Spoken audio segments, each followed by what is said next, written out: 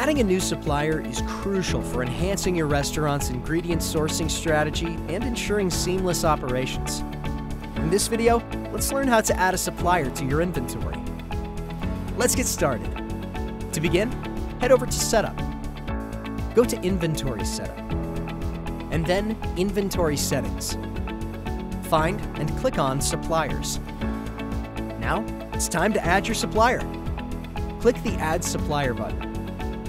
Fill out the necessary supplier details.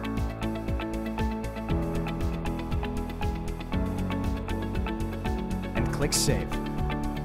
There you have it. You've successfully added a supplier to your Sapaad inventory.